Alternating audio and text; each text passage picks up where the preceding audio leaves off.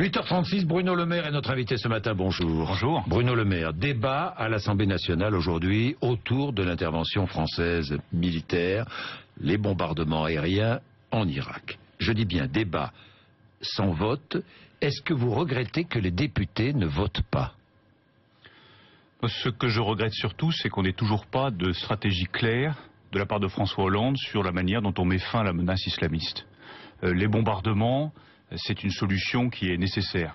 Ça permet d'affaiblir l'État islamique en Irak et ça me paraît nécessaire. Mais je ne donne pas de blanc-seing à François Hollande sur sa politique en matière de lutte contre le terrorisme islamiste. Non, je ne donne pas de blanc-seing. Puisqu'il n'y a pas de vote. Je ne donne pas de blanc-seing. Il y a un certain nombre d'interrogations que François Hollande doit lever rapidement. La première, c'était cet alignement systématique sur les États-Unis. Je ne vois pas pourquoi systématiquement on est à la traîne derrière les États-Unis dès qu'on prend une décision en matière militaire ou en matière de bombardement. La deuxième interrogation, c'est quelle est la stratégie de long terme? On voit bien que cette menace, elle est globale. L'otage auquel je pense ce matin, l'otage français, il a été enlevé en Algérie. Donc c'est bien tout le Moyen-Orient qui est concerné. Quelle est la réponse à cette menace globale qui touche tous les pays du Moyen-Orient? Comment est-ce que sur le long terme on va faire? Avec quels partenaires? Est-ce que nous allons demander par exemple des éclaircissements à l'Arabie Saoudite, au Qatar, sur les liens qu'ils pourraient avoir avec les islamistes? Ils sont censés être de notre côté, ces États, et en même temps on a le sentiment qu'il y a des liens parfois un peu troubles avec les islamistes. Je veux des éclaircissements sur les liens que pourraient avoir le Qatar et l'Arabie Saoudite avec les islamistes. Enfin, troisième question, avec quels moyens nous allons intervenir? On voit bien aujourd'hui que le budget de la défense, il est très fragile, que les moyens militaires, ils sont insuffisants. Moi, je souhaite une augmentation du budget de la défense pour que nos armées puissent intervenir sur une menace qui n'est pas là pour 6 mois, pas là pour 1 an, mais qui est là pour des années. Voilà les 3 éclaircissements que je demande à François Hollande. Et la Constitution dit que c'est le Parlement qui autorise l'entrée en guerre. Est-ce qu'un homme seul est mieux placé qu'un Parlement pour décider d'une guerre? Ah, mais je serais tout à fait favorable. Vous êtes favorable parce que on ne décide d'une guerre qu'après un vote des parlementaires? Je serais tout à fait favorable, je l'avais dit lorsqu'il avait été question de frappe en Syrie, à ce que les parlementaires puissent voter sur l'utilisation des armes. Et je voudrais rajouter un point là-dessus. Oui. La réponse militaire ne sera jamais la réponse de long terme aux problèmes terroristes. Jamais. Ne nous faisons pas d'illusions là-dessus. Que l'on frappe pour affaiblir, oui. Mais sur les 5, 10, 15 prochaines années, parce que nous en avons pour 5, 10, 15 prochaines années, quelle est la stratégie politique au Moyen-Orient qui nous permettra d'affaiblir le terrorisme et d'en finir définitivement avec ce qui est la menace principale qui pèse aujourd'hui sur les Français? C'est la question que je pose à François Hollande et je ne vois aujourd'hui aucune réponse à cela. Vous voyez bien que derrière le terrorisme, il y a un affrontement confessionnel entre sunnites et chiites. Derrière le terrorisme, il y a la recomposition des forces au Moyen-Orient. Qui va être aujourd'hui la principale force? C'est l'enjeu notamment de l'Iran qui veut être aujourd'hui la principale puissance dans cette zone. Comment est-ce que nous travaillons avec l'Iran? Depuis 2 ans, je demande à François Hollande qu'il travaille davantage avec les Iraniens, parce que c'est aussi avec les Iraniens que nous trouvons une solution au terrorisme islamiste. Il faut les associer, les Iraniens, à cette coalition? Oui, il faut les associer. Qui intervient en Irak? Oui, il faut les associer. Et je souhaite non seulement qu'on associe les Iraniens, mais que l'Europe retrouve son indépendance, que la France retrouve son indépendance, que nous soyons capables, avec les Allemands, avec les Britanniques, nous Français, de constituer une vraie coalition politique qui définit une stratégie de sortie de crise contre le terrorisme islamiste. Alors qu'aujourd'hui, notre seule stratégie est l'alignement sur les États-Unis. C'est une erreur que nous risquons de payer très cher sur le long terme. Bruno Le Maire, cafouillage autour de 3 djihadistes présumés qui ont demandé à rentrer en France. Ils étaient en Turquie, ils ont pris un avion, la police les attendait à Orly, ils atterrissent à Marseille. À Marseille, le système informatique ne fonctionne pas, donc ils se retrouvent dans la nature et ce sont eux qui appellent leurs avocats en disant on veut être arrêtés. Comment jugez-vous ce cafouillage? Je ne veux pas minimiser le cafouillage, qui a un côté pied nickelé. Et j'espère qu'il y aura une enquête de l'inspection générale de la police nationale pour savoir exactement ce qu'il s'est passé et que chacun prenne ses responsabilités. Simplement, je voudrais que nous rendions hommage aux forces de police, de sécurité et de renseignement français. Vous savez, j'ai dirigé le cabinet du Premier ministre à Matignon.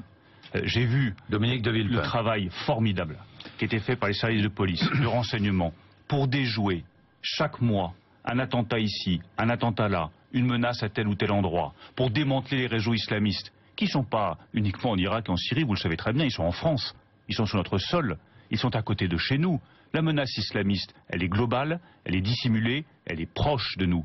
Eh bien, il y a un travail formidable qui est fait dans l'ombre par un certain nombre de personnes des services de police et des services de renseignement. Et au-delà de cette affaire que je juge infiniment regrettable, je veux profiter de votre antenne pour leur rendre hommage. Bien, Bruno Le Maire.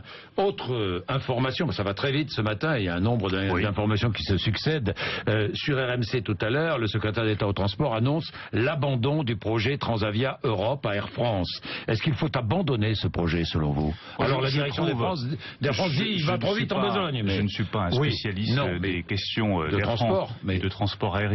Mais simplement, je vois que nous avons un monde qui évolue à très grande vitesse, que nous avons une concurrence de certains opérateurs aériens ailleurs, par exemple dans les pays du Golfe. Nous avons besoin de nous adapter plus rapidement. Et je trouve que cette grève, elle est symptomatique du mal français. On commence par négocier par la grève et par le conflit, au lieu de négocier sereinement. On ne peut pas continuer comme ça. Ce qui est vrai pour le transport aérien est vrai partout ailleurs. Arrêtons de faire de la grève le moyen de négociation systématique dès qu'il y a un blocage. En deuxième lieu, on doit pouvoir travailler mieux ensemble. Je suis sidéré de voir la dureté des échanges qu'il y a pu avoir entre les représentants des pilotes, la direction d'Air France, l'ensemble des salariés. On n'arrive pas à dialoguer, mais on n'arrivera pas à avancer. Enfin, en troisième lieu, comprenons bien que nous devrons nous adapter à des changements mondiaux. Nous avons tous les moyens de réussir, tous les moyens d'y arriver, mais soyons capables aussi de renoncer à certains avantages particuliers, à certains avantages acquis qui font que tout le monde, au bout du compte, est perdant. Bruno Le Maire, autre information qui tombe, la justice suspend l'enquête pour corruption visant Nicolas Sarkozy. Il s'agit des écoutes téléphoniques. Vous savez qu'on pensait, enfin il y avait des accusations qui circulaient, estimant que Nicolas Sarkozy voulait s'informer sur le dossier Bettencourt. Il s'agit donc de ces écoutes téléphoniques. La justice le blanchit. Eh bien, bonne nouvelle. C'est une très bonne nouvelle. Oui. C'est une très bonne nouvelle. Pourquoi? D'abord parce que ça me réjouit pour Nicolas Sarkozy. Et en deuxième lieu parce que je souhaite que cette campagne pour la présidence de l'UMP soit une campagne qui permette de poser clairement les enjeux sur la table. Et qu'elle ne soit pas polluée par les affaires, par des considérations de second ordre, par des questions qui n'intéressent ni nos militants, ni nos sympathisants, ni les Français. Ouais, Bruno Le Maire, ne mélangeons pas les affaires de justice avec cette élection du 29 novembre prochain pour la présidence de l'UMP, qui est un enjeu majeur pour reconstruire une grande force de droite républicaine. Moi, je suis candidat à la présidence de l'UMP. Pas pour aller jouer avec ces affaires, pas pour aller jouer avec les questions de justice. Je suis candidat avec la présidence de l'UMP pour proposer la reconstruction d'un grand parti de droite républicaine. Alors Nicolas Sarkozy dans cette affaire reste mis en examen, nous aurons l'occasion d'en reparler. Est-ce que... Mais je vous le redis, tout ce qui permettra d'avoir un vrai débat de fond, on va parler du débat de fond. De ne pas s'égarer dans les bas-fonds, ça me va. Alors très bien. Bruno Le Maire, la question lui a été posée dimanche soir, est-ce que vous, je vous pose la question, est-ce que vous connaissiez Big Malion? Bien sûr que je connaissais Big Malion. Vous saviez que Big Malion travaillait pour l'UMP? Cette entreprise était connue. Alors, comme je n'ai jamais eu de poste de responsabilité à l'UMP, vous n'avez jamais été formé par Big Malion? Jamais. Les contrats que Big Malion pouvait avoir avec tel ou tel. Vous n'avez jamais eu aucun contrat avec Big Malion? Ne vous a jamais formé? Vous n'avez jamais travaillé avec eux? C'était une entreprise connue. Et quand j'étais sur votre antenne, il y a quelques mois, j'avais fait une erreur.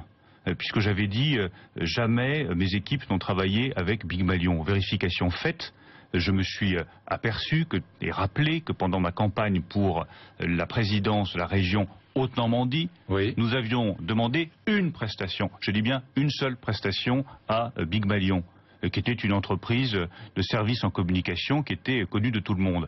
Je n'ai pas été satisfait de la prestation, nous l'avons réglée et nous sommes passés à un autre prestataire. Mais oui, cette entreprise était, je pense, très largement connue. Alors est-ce que Nicolas Sarkozy a pu ne jamais avoir entendu parler de Big Malion? Cela ne veut pas dire pour autant que chacun pouvait savoir que Big Malion se comportait mal, avait des contrats qui ne correspondaient pas à des réalités. Ça, c'est une autre affaire, c'est la justice. Ne jamais en avoir entendu parler. Vous pensez que c'est possible? C'est ce qu'a dit Nicolas Sarkozy, franchement. Moi, je vous dis ma vérité. Sincèrement. Sincèrement, je vous dis ma vérité. Oui, mais sincèrement, moi, je vous pose la question. Contrat, vous inviterez Nicolas Sarkozy sur votre il est antenne, invité, vous lui reposerez la question, et je suis sûr qu'il vous répondra avec la même sincérité que j'ai avec vous ce matin. Est-ce qu'il avait conscience des dépenses excessives du financement de sa campagne? Et comment voulez-vous que je le sache, Jacques Bourdin? Je ne peux pas vous répondre. Non, moi, je vous réponds avec sincérité, avec vérité. Quand je fais des erreurs, je le reconnais.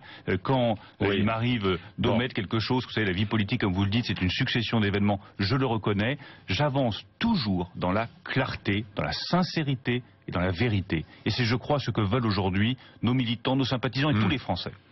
Jérôme Lavrieux, qui va être suspendu, si j'ai bien compris. Vous avez vu ça? Vous êtes très décidé, Jean-Jacques Bourdin, ce matin, à faire le catalogue des affaires. Mais Jérôme Lavrieux, j'ai demandé son exclusion. C'est simple. Big Malion, chacun connaissait Big Malion. Très bien. Étudier son exclusion. Vous êtes favorable à son exclusion? Je suis favorable à son exclusion. Je l'ai voté. Oui, vous l'avez voté. Je l'ai voté. Voilà. Je ne peux pas être plus simple. Très bien. Je ne peux pas être plus clair. Alors, moi, il y a un autre sujet qui m'intéresse, c'est le renouvellement en politique. Bruno Le Maire, vous vous battez pour le renouvellement en politique. Oui. C'est dur?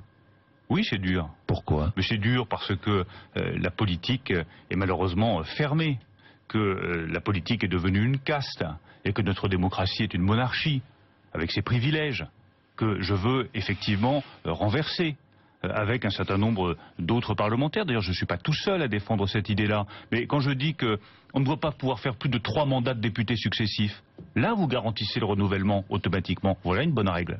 Quand je dis que les hauts fonctionnaires devraient démissionner de la fonction publique quand ils font de la politique, ce que je me suis appliqué puisque j'ai démissionné de la fonction publique. Là, vous le faites, le renouvellement. Il faut des règles pour garantir le renouvellement. Quand je dis que je ne veux pas cumuler les mandats, je ne suis pas député et maire, j'ai refusé de devenir maire d'Évreux. Ben là, vous le faites, le renouvellement. Le renouvellement, c'est des règles, et ces règles, je vais vous dire, Jean-Jacques Bourdin, je souhaite qu'elles soient adoptées par référendum.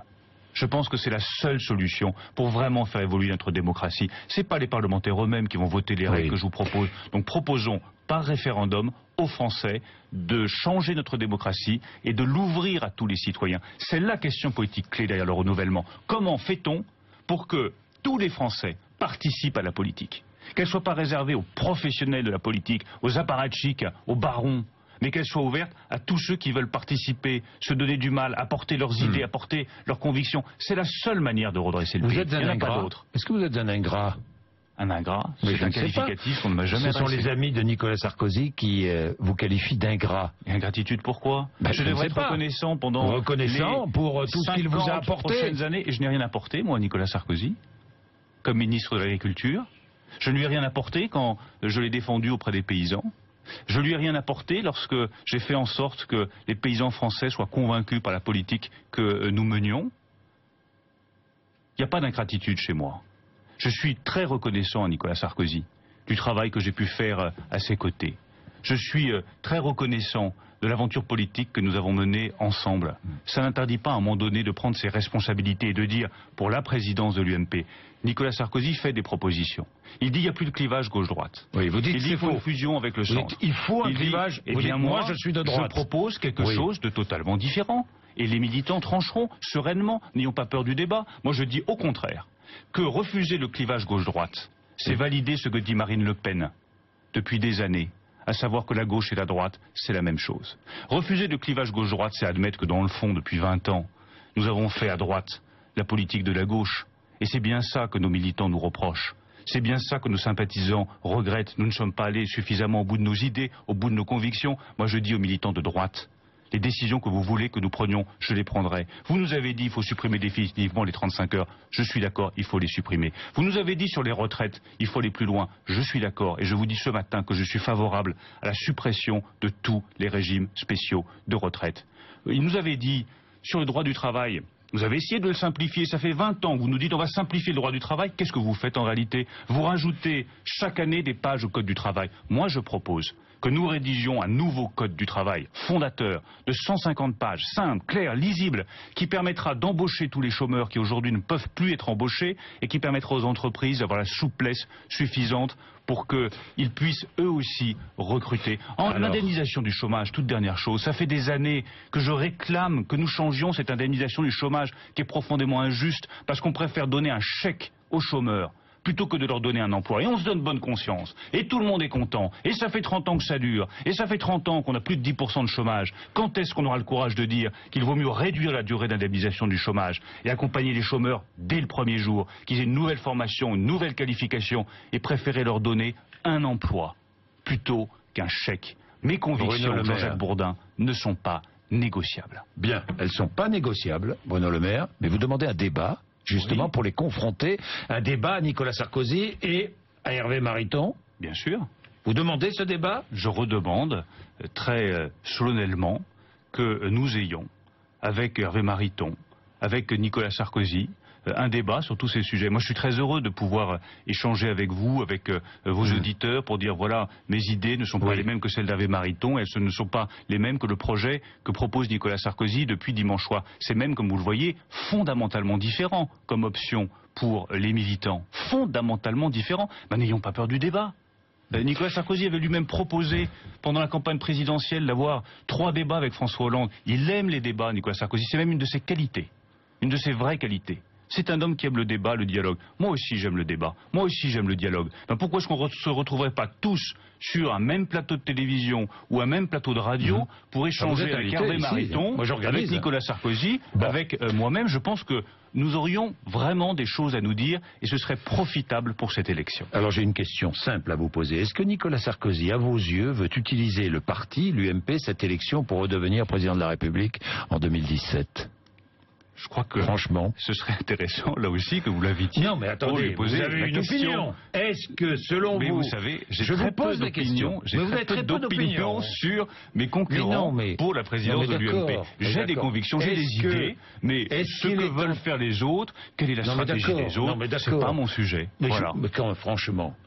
Je vous répète la question pour que les auditeurs et téléspectateurs... Répétez-moi la question, que je la comprenne bien, Jacques Nicolas Sarkozy on est le matin, il est tôt, c'est difficile. Est-ce que Nicolas Sarkozy veut utiliser le parti, donc la présidence de l'UMP ou d'un autre parti qui s'appellerait, je ne sais pas, les Moi je tiens à l'UMP, je tiens à dire que je tiens à l'UMP. Oui. Je tiens à l'UMP. Vous ne supprimez pas l'UMP. Non, je garde l'UMP, j'en fais un grand parti de droite républicaine. C'est les militants qui décideront s'ils veulent ou pas changer de nom, ça me paraît tout à fait accessoire. Mais je veux garder l'UMP parce que derrière, il y a des militants qui font un travail formidable et qui nous ont quand même permis, je le rappelle, de gagner en mars 2014 les élections municipales. Alors, est-ce qu'il veut utiliser le parti, UMP ou autre, pour redevenir président de la République en 2017 ? Je souhaite, Jean-Jacques Bourdin, qu'on sépare totalement, mais totalement, mais la question de la présidence de l'UMP, il le fait ou pas de la présidentielle. Est-ce qu'il le fait? Je souhaiterais qu'on en débatte justement. Non, mais je peux pas répondre à sa place. Il le fait? Est-ce qu'à vos yeux il le fait? Est-ce qu'il utilise cette élection pour redevenir président de la République? J'ai le sentiment qu'il veut d'abord être président de l'UMP et reconstruire autre chose. Vous pensez qu'il n'a aucune idée d'être président de la République?